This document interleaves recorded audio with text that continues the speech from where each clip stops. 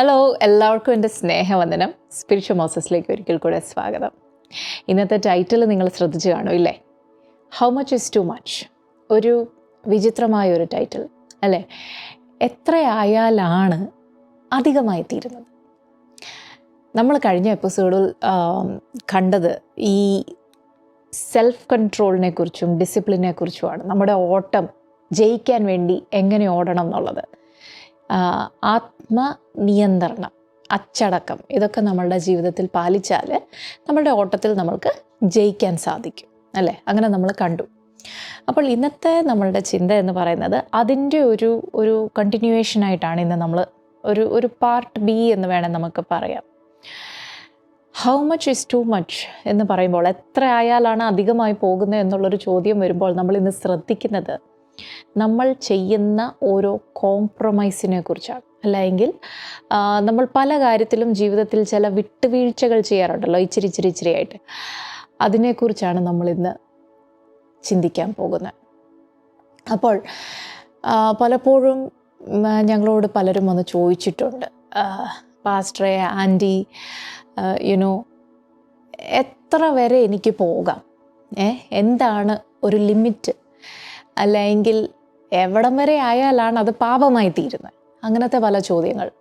അപ്പോൾ ഇതിനെയൊക്കെ നമ്മൾ ഇങ്ങനത്തെ ചോദ്യങ്ങൾ വരാൻ കാരണം നമ്മുടെ ജീവിതത്തിൽ പലപ്പോഴും നമ്മളിങ്ങനെ പോകുമ്പോൾ പല സാഹചര്യങ്ങളെ നമ്മൾ ഫേസ് ചെയ്യും. ഈ പല സാഹചര്യങ്ങളിലും നമ്മൾക്കിങ്ങനെ ഒരു കോംപ്രമൈസ് ചെയ്യാനുള്ള ഒരു പുഷ്, നമ്മൾ ഇങ്ങനെ പോകുമ്പോൾ ഒരു ചെറിയ വിട്ടുവീഴ്ച ചെയ്താൽ അതിനിപ്പോൾ എന്താ കുഴപ്പം, അങ്ങനെ പ്രത്യേകിച്ചും ഒരു ക്രിസ്തീയ ജീവിതത്തിൽ ഇങ്ങനത്തെ ചില പ്രഷേഴ്സ് അനുഭവിക്കുന്ന അവസ്ഥകൾ വരും.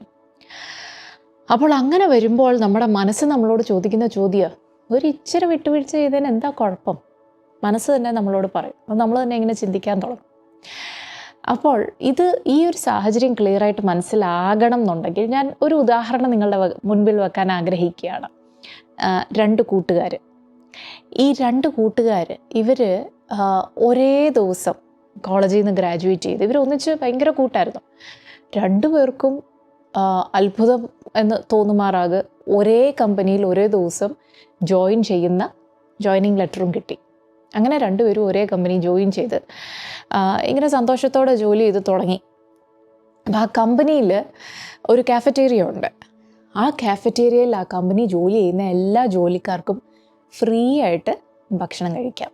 അവർക്ക് ഉച്ചഭക്ഷണവും 4 മണി ചായ, കാപ്പി എല്ലാം ഫ്രീ ആണ്. അപ്പോൾ രണ്ടുപേരും ആദ്യത്തെ ദിവസം തന്നെ വളരെ സന്തോഷത്തോടെ കാഫറ്റേറിയ പോയി, നമുക്ക് കാഫറ്റേറിയ ഒക്കെ പോയി കാണാം എന്ന് പറഞ്ഞുകൊണ്ട് പോയി ചായ ഓർഡർ ചെയ്തു. ഒരാൾ ഒരു ചീസ് ബർഗർ ഓർഡർ ചെയ്തു, മറ്റേയാൾ ഒരു സാലഡ് ഓർഡർ ചെയ്തു. അപ്പോൾ നമുക്കിപ്പോൾ നമ്മുടെ ഭാഷയിൽ നമുക്ക് മനസ്സിലാവുന്ന രീതിയിൽ പറഞ്ഞ ചീസ് ബർഗറിന് പകരം നമുക്ക് വേണേൽ എണ്ണയിൽ വറുത്ത് കോരിയെടുത്ത ഒരു സമൂസായോ അല്ലെങ്കിൽ ഒരു ഉഴുന്നുവടയോ അങ്ങനെയൊക്കെ വേണേൽ ചിന്തിക്കാം. അപ്പോൾ അതിനിപ്പോൾ എന്തോ ഒരു വലിയ കാര്യമൊന്നുമല്ല. ഒരു ദിവസം ഒരു എണ്ണയിൽ വറുത്ത് കോരിയ ഒരു സാധനം കഴിക്കുന്നുണ്ട്, വലിയ പ്രശ്നമൊന്നുമില്ല. അങ്ങനെ രണ്ടുപേരും സന്തോഷത്തോടെ കഴിച്ചു പോയി. പിറ്റേ ദിവസവും ഇതുപോലെ തന്നെ ബ്രേക്കിൻ്റെ സമയത്ത് രണ്ടുപേരും കാഫറ്റേറിയയിൽ പോയി. തലേ ദിവസം ചെയ്തതുപോലെ രണ്ടുപേരും അവരവർക്ക് പ്രിയപ്പെട്ട രീതിയിൽ അവർ ഓർഡർ ചെയ്തു. അപ്പോൾ ഒരാഴ്ച കഴിഞ്ഞു. ഇങ്ങനെ പോവാ, എല്ലാ ദിവസവും ഇതേ പരിപാടി. ഒരാഴ്ച കഴിഞ്ഞു, പ്രത്യേകിച്ച് എന്തെങ്കിലും പ്രശ്നമുണ്ടോ? ഒരു പ്രശ്നവും രണ്ടുപേരും ഒരുപോലെ തന്നെ. ഒരു മാസം കഴിഞ്ഞു. ഒരു മാസം കഴിഞ്ഞാൽ രണ്ടുപേരെയും കണ്ട ഒരുപോലെ, പ്രത്യേകിച്ചൊരു വ്യത്യാസമൊന്നുമില്ല. പക്ഷെങ്കിൽ ഒരു വർഷം കഴിഞ്ഞപ്പോൾ രണ്ടുപേരെയും കാണുന്നവർക്ക് എന്തോ ഒരു വ്യത്യാസം കാണാൻ തുടങ്ങി. ഈ സാലഡും ഒക്കെ ഇങ്ങനെ ഈ കഴിക്കുന്ന ഈ ഹെൽത്തി ആയിട്ടുള്ള സംഭവം കഴിക്കുന്ന ആളിനെ നോക്കും, പുള്ളിക്ക് വലിയ വ്യത്യാസമൊന്നുമില്ല. പക്ഷെങ്കിൽ എന്നും ഈ വറുത്ത് എണ്ണയിൽ ഡിപ്പ് ചെയ്ത് കോരിയെടുത്ത് തിന്നുന്ന സാധനമൊക്കെ കഴിച്ച ആ വ്യക്തിയെ കണ്ടപ്പോൾ നല്ലൊരു വ്യത്യാസം കാഴ്ചയിൽ തന്നെ ഒരു വർഷം കഴിഞ്ഞപ്പോൾ മനുഷ്യർക്ക് മനസ്സിലായി. ഒരു 5 വർഷം കഴിഞ്ഞപ്പോഴോ ഈ ഡെയിലി അൺഹെൽത്തി ആയിട്ടുള്ള ഫുഡ് കഴിച്ച വ്യക്തിക്ക് ചില രോഗങ്ങളൊക്കെ തുടങ്ങി. എന്നാൽ മറ്റേ വ്യക്തിക്ക് ശരീരത്തിന് ഒരു രോഗവുമില്ല, ഒരു ഹെൽത്ത് ഇഷ്യൂസും ഇല്ല. ഇത് കാണിക്കുന്നത് രണ്ടുപേരുടെയും ഒരു ബേസിക് സ്വഭാവത്തിൻ്റെ ഒരു റിഫ്ലക്ഷനാണ് അവരുടെ ഫുഡിൽ നമ്മൾ കണ്ടത്. ഒരാൾ ഒരു ആത്മനിയന്ത്രണമുള്ളൊരു വ്യക്തിയായിരുന്നു. മറ്റേ വ്യക്തി എന്തോ വലിയ കുഴപ്പം, ഒരു സാരമില്ല, ഒരു ചെറിയൊരു കാര്യമില്ലയോ, ഒരു ദിവസം ഒരു പട തിന്നാൽ എന്തോ പ്രശ്നമല്ലോ, ഒരു ദിവസം ഒരു സമോസ തിന്നാൽ എന്താ പ്രശ്നം, അങ്ങനെ ചെയ്തു ഒരു വിട്ടുവീഴ്ച ചെയ്യുന്ന ഒരു വ്യക്തി. ഇത് അവരുടെ ഭക്ഷണത്തിൻ്റെ ഏരിയയിൽ മാത്രമേ നമ്മളിപ്പോൾ നോക്കിയുള്ളൂ. ഇതുപോലെ തന്നെ ഇവരുടെ ഈ ബേസിക് സ്വഭാവ വിഷയം ആയതുകൊണ്ട് ഇത് ഇവരുടെ ജീവിതത്തിൻ്റെ പല ഏരിയാസിലും ഇത് ഈ ഒരു വ്യത്യാസം കാണാൻ സാധിക്കും. അതായത് ഇവരുടെ ആദ്യത്തെ സാലറി വന്നപ്പോൾ എന്താ സംഭവിച്ചതെന്ന് ചോദിച്ചാൽ, ഈ ആത്മനിയന്ത്രണമുള്ള വ്യക്തിയുണ്ടല്ലോ, ഒരു സെൽഫ് ഡിസിപ്ലിനും സെൽഫ് കൺട്രോളും ഒക്കെ ഉള്ള വ്യക്തി, അദ്ദേഹം സാലറി കിട്ടിയ ഉടനെ അതിൻ്റെ ഒരു ചെറിയൊരു ഭാഗം സേവിങ്സിലേക്ക് അങ്ങ് മാറ്റി, ബാക്കി വെച്ച് ജീവിക്കാം എന്നോർത്തു. മറ്റേ വ്യക്തിയോ എന്താ ചെയ്തതെന്നറിയോ? ആ ഒരു ഭാഗം അദ്ദേഹവും എടുത്ത് മാറ്റി. ആദ്യത്തെ ദിവസമല്ലേ, ആദ്യത്തെ ശമ്പളമല്ലേ, ഇന്ന് നമ്മുടെ നാട്ടിലെ പിള്ളേരുടെ ഭാഷയിൽ പറഞ്ഞാൽ ഒന്ന് അടിച്ചു പൊളിക്കണം എന്നും പറഞ്ഞുകൊണ്ട് പോയി കുറേ പുതിയ ഡ്രസ്സുകൾ വാങ്ങി, ഭാര്യയ്ക്കും മക്കൾക്കും എല്ലാം കുറേ ലാവിഷായിട്ട് കുറേ ഡ്രസ്സും ഒക്കെ വാങ്ങി അങ്ങനെ എൻജോയ് ചെയ്തു. ഈ ബേസിക് സ്വഭാവം രണ്ടുപേരുടെയും അവരിങ്ങനെ തന്നെ കണ്ടിന്യൂ ചെയ്തു. എല്ലാ പ്രാവശ്യവും സാലറി വരുമ്പോൾ ഇവരിങ്ങനെ ചെയ്തു. പക്ഷെ ഒരു വർഷത്തിൻ്റെ അവസാനമായപ്പോൾ ഈ സേവ് ചെയ്യുന്ന ഡിസിപ്ലിനുള്ള വ്യക്തിക്ക് ബാങ്കിൽ കുറച്ച് സേവിങ്സ് ഉണ്ടായിരുന്നു, മറ്റേ വ്യക്തിക്കോ ഒന്നുമില്ലായിരുന്നു. ഒരു 5 വർഷം കഴിഞ്ഞപ്പോൾ എന്ത് സംഭവിച്ചെന്നറിയോ? ഈ എന്നും സേവിങ്സിലേക്ക് മാറ്റിയിടുന്ന വ്യക്തിക്ക് ഒരു പുതിയ വീട് മേടിക്കാനുള്ള ഡൗൺ പേയ്മെൻറ്റ് ഇടാനുള്ള പൈസയായി. പക്ഷേ മറ്റേ വ്യക്തിക്ക് ഇപ്പോഴും ജോലി കിട്ടി 5 വർഷമായിട്ടും ഒന്നുമില്ല. ഈ ഒരു ഉദാഹരണത്തിൽ നിന്ന് നമുക്ക് മനസ്സിലാകും, നമ്മുടെ ജീവിതത്തിലെ ചില ചെറിയ ചെറിയ കോംപ്രമൈസസ് നമ്മൾ ചെയ്യുമ്പോൾ ഒരു ദൈവ പൈതലിനെ സംബന്ധിച്ചിടത്തോളം പ്രത്യേകിച്ച് അത് അധികം തന്നെയാണ്. എത്രയായാലാണ് അധികമായി തീരുന്നത്?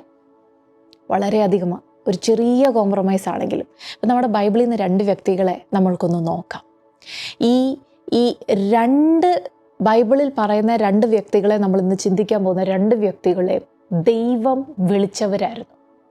2 പേരുടെയും മേളിൽ ഒരു ഡിവൈൻ കോൾ ഉള്ള വ്യക്തി, 2 പേരെയും ദൈവം അഭിഷേകം ചെയ്ത വ്യക്തികളാണ്.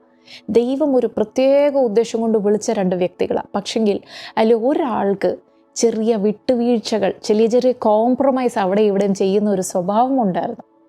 അത് കാരണം അവൻ്റെ ആ വിളി തന്നെ നഷ്ടപ്പെട്ടു പോയ ഒരവസ്ഥയിലേക്ക് അവൻ വന്നു. അതേസമയം മറ്റേ വ്യക്തി ആ ഒരു ഡിസിപ്ലിൻ ഫോളോ ചെയ്ത് എൻ്റെ മേൽ ദൈവം തന്ന ഈ അഭിഷേകം ഞാൻ നഷ്ടപ്പെടുത്താൻ പാടില്ല എന്നുള്ളൊരു തീരുമാനത്തോടു കൂടി ജീവിച്ചൊരു വ്യക്തിയായിരുന്നു. ഈ കോംപ്രമൈസ് ചെയ്ത വ്യക്തി ആരെന്നറിയോ? നമ്മൾക്ക് പലർക്കും അറിയാം, ഷിംഷോൻ ജനിക്കുന്നതിന് മുമ്പ് തന്നെ ദൈവം അവനെ വിളിച്ചിരുന്നു. ജനിക്കുന്നതിന് മുമ്പ് തന്നെ അവൻ്റെ മേലുള്ള വിളി എന്തെന്നും അവൻ്റെ മേലുള്ള അഭിഷേകം എന്തെന്നും അവൻ്റെ ഈ ലോകത്തിൽ ദൈവം അവനെ അയക്കുന്നതിൻ്റെ പിന്നിലുള്ള ഉദ്ദേശം എന്തെന്നും എല്ലാം ദൈവം റിവീൽ ചെയ്ത ഒരു വ്യക്തിയാണ് ഷിംഷോൻ. അവൻ ഈ ജീവിതത്തിൽ ജീവിക്കുമ്പോൾ ഈ ലോകത്തിൽ ജീവിക്കുമ്പോൾ എങ്ങനെ ജീവിക്കണം എന്നുള്ള പല കാര്യങ്ങളും, അവൻ്റെ ഭക്ഷണം എങ്ങനെ ആയിരിക്കണം, അവൻ്റെ ഹെയർ സ്റ്റൈൽ എങ്ങനെ ആയിരിക്കണം, ഏതൊക്കെ രീതിയിലാണ് കോംപ്രമൈസ് ചെയ്യരുതാത്തതെന്നെല്ലാം ദൈവം പറഞ്ഞിരുന്നു. പക്ഷെങ്കിൽ എന്ത് ചെയ്തു? ജീവിതത്തിൽ കോംപ്രമൈസ് ചെയ്തു പോയി. എന്താ സംഭവിച്ചതെന്നറിയോ? അവന് എല്ലാ കാര്യത്തിലും ഒരു ചെറിയൊരു വിട്ടുവീഴ്ച. അതിനിപ്പോൾ എന്തോ ഇത്ര വലിയ കാര്യമാണോ? ആ ഒരു ആറ്റിറ്റ്യൂഡ് വന്നു. ഒരു തേൻ കണ്ടപ്പം തേനല്ലേ, ഇതിപ്പോൾ എവിടുന്ന് വന്നു എന്ന് എന്തിനാ നോക്കുന്നേ? തേനങ്ങ് കഴിച്ചാൽ പോരെ. ഒരു പെൺകുട്ടിയെ കണ്ടപ്പോൾ നല്ല സുന്ദരിയായ പെൺകുട്ടിയാണ്, അവളുടെ വിശ്വാസം എന്തെന്നോ അവളുടെ ജീവിതശൈലി എന്തെന്നോ ഒക്കെ നോക്കേണ്ട ആവശ്യമുണ്ടോ? സൗന്ദര്യം നോക്കിയാൽ പോരെ. അങ്ങനെ ഓരോ ഏരിയാസിലും കോംപ്രമൈസ് ചെയ്ത് അവൻ്റെ മേലിലുള്ള അഭിഷേകത്തെ നഷ്ടപ്പെടുത്തി കളഞ്ഞ ഒരു മനുഷ്യനാണ് ഷിംഷോൻ. പക്ഷെ പ്രിയ ദൈവമക്കളെ, ദാനിയേൽ എന്ന് പറയുന്ന വ്യക്തി അങ്ങനെയല്ലായിരുന്നു. ദാനിയേലിനെ കുറിച്ച് ബൈബിൾ പറയുന്നത് എന്തെന്നറിയോ? He determined in his heart that he will not defile himself. അവൻ്റെ ഹൃദയത്തിൽ അവൻ തീരുമാനിച്ചു, അവനെ തന്നെ ഡിഫൈൽ ചെയ്യത്തില്ല, യാതൊരു കോംപ്രമൈസും ചെയ്യത്തില്ല. സെൽഫ് ഡിസിപ്ലിൻഡ് ആയിരുന്നു ദാനിയേൽ. സെൽഫ് ഡിസിപ്ലിൻ, വളരെയധികം സെൽഫ് കൺട്രോളുള്ള ഒരു വ്യക്തിയായിരുന്നു ദാനിയേൽ. അതുകൊണ്ട് എന്ത് സംഭവിച്ചെന്നറിയോ? രാജാക്കന്മാർ വന്നു, രാജാക്കന്മാർ പോയി. സാമ്രാജ്യങ്ങൾ വന്നു, സാമ്രാജ്യങ്ങൾ പോയി. പക്ഷെ ദൈവം അഭിഷേകം ചെയ്ത് അപ്പോയിൻറ്റ് ചെയ്ത് ആക്കി വെച്ച ആ ദൈവ പൈതൽ അവിടെ തന്നെ നിന്നു. ദാനിയേലിൻ്റെ മേലുള്ള അഭിഷേകം അവൻ നഷ്ടപ്പെടുത്തിയില്ല. ദൈവം ഏത് ഉദ്ദേശത്തോടു കൂടി അവനെ അഭിഷേകം ചെയ്താക്കിയോ ആ ഉദ്ദേശം പൂർത്തീകരിച്ചു. പ്രിയ ദൈവമക്കളെ, ഒരിക്കൽ കൂടെ ചോദിച്ചോട്ടെ, how much is too much? എത്ര ആയാലാണ് അധികമായി പോകുന്നത്? ഒരു ദൈവ പൈതലെങ്കിൽ, if you are a child of God, നിൻ്റെ മേലൊരു വിളിയുണ്ടെങ്കിൽ ഒരു ചെറിയ കോംപ്രമൈസ് പോലും വലിയ അപകടമാണ്, വലിയ അപകടമാണ്. മറ്റുള്ളവരെ നോക്കണ്ട, മറ്റുള്ളവർ എങ്ങനെയും ജീവിച്ചോട്ടെ. ചിലപ്പോൾ നിങ്ങളുടെ സഭയിലുള്ള വ്യക്തിയാകാം. പലപ്പോഴും പിള്ളേർ മറ്റുള്ളവരെ നോക്കിയിട്ട് ആ അച്ചാച്ചൻ അങ്ങനെ ചെയ്തു, ഈ ചേച്ചി അങ്ങനെ ചെയ്തു, ആരെങ്ങനെ വേണേലും ജീവിച്ചോട്ടെ. അതല്ല നിൻ്റെ മേലുള്ള വിളി. നിന്നെ ദൈവം വിളിച്ചിട്ടുണ്ട്, നിന്നെ ദൈവം അഭിഷേകം ചെയ്തിട്ടുണ്ടെങ്കിൽ വേറെ ഒരാളെ നോക്കരുത്. അവരെങ്ങനെ വേണേലും ജീവിച്ചോട്ടെ. നമ്മുടെ സ്റ്റാൻഡേർഡ് ദൈവവചനമാണ്. നമ്മൾ നോക്കേണ്ടത് ക്രിസ്തുവിനെ മാത്രമാണ്. അങ്ങനെ ജീവിക്കുവാൻ ഒരിക്കൽ കൂടെ സെൽഫ് കൺട്രോൾ പാലിച്ച്, ഡിസിപ്ലിൻ പാലിച്ച്, കോംപ്രമൈസ് ചെയ്യാതെ ഒരു ഓട്ടം ഓടുവാൻ ദൈവം നിങ്ങളെല്ലാവരെയും സഹായിക്കട്ടെ. God bless you.